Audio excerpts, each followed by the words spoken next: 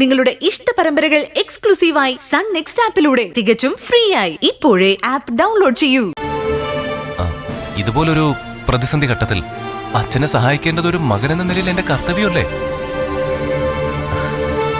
ഇത്രയും കാലം ഞാനും അച്ഛനും തമ്മിൽ ഒട്ടും സ്വരച്ചേർച്ചയിലായിരുന്നില്ല.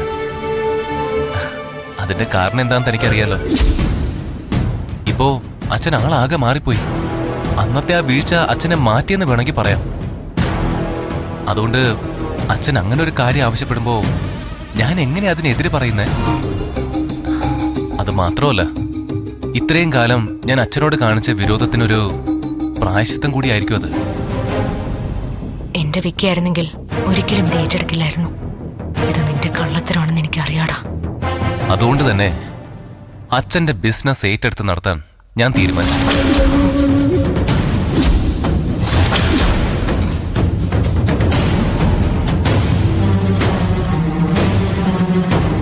അഞ്ജലി, നീയായിട്ട് അതിനെതിരെ നിൽക്കണ്ട.